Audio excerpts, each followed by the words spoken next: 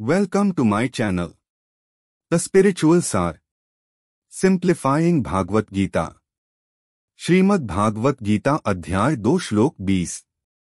न जायते म्रियते वा कदाचि नाय भूत्वा भविता वा न भूयः।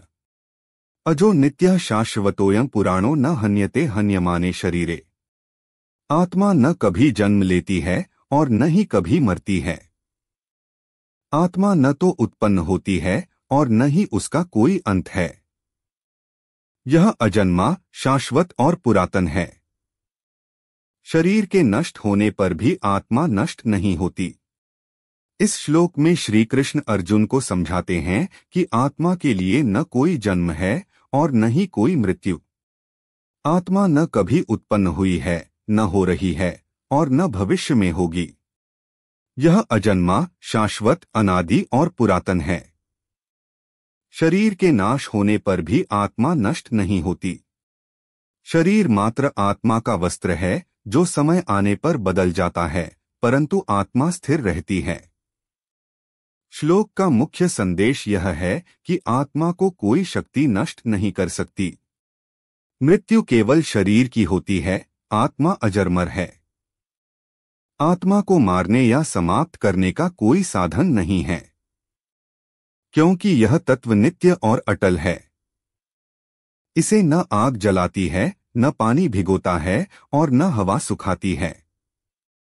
आत्मा का सबसे बड़ा और महत्वपूर्ण लक्षण है चेतना। चेतना ही आत्मा की उपस्थिति का प्रमाण है।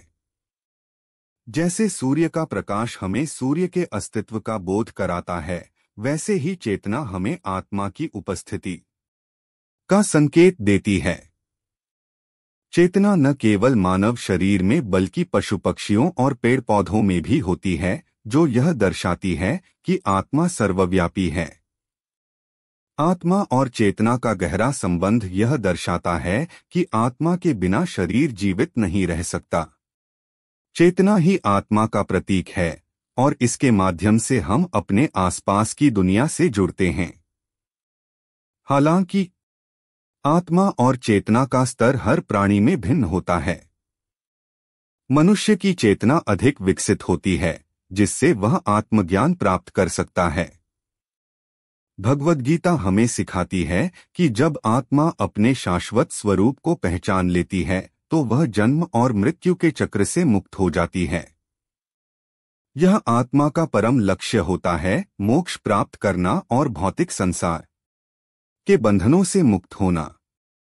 भगवद गीता के अनुसार आत्मा और परमात्मा का संबंध अत्यंत गहरा है। परमात्मा, जो सर्वव्यापी और सर्वशक्तिमान हैं, आत्मा के भीतर निवास करते हैं। आत्मा परमात्मा का अंश है, परंतु आत्मा अणु रूप में होती है, जबकि परमात्मा अनंत हैं। कठोपनिषद में कहा गया है कि आत्मा और परमात्मा एक ही वृक्ष पर दो पक्षियों के समान होते हैं। आत्मा जीव के रूप में भौतिक इच्छाओं का अनुभव करती है, जबकि परमात्मा निस्वार्थ और शांत रहते हैं। जब आत्मा अपने सच्चे स्वरूप को पहचानती है और परमात्मा के प्रति समर्पित हो जाती है, तभी उसे मोक्ष की प्राप्ति होती है। श्लोक का सार। भगवद गीता के इस श्लोक का गहरा अर्थ हमें आत्मा की अमरता और शाश्वतता को समझने का मार्ग दिखाता है। यह श्लोक हमें सिखाता है कि आत्मा न तो जन्म लेती है और न मरती है। यह अजरमर और शाश्वत है। शरीर के नाश होने पर भी आत्मा बनी रहती है।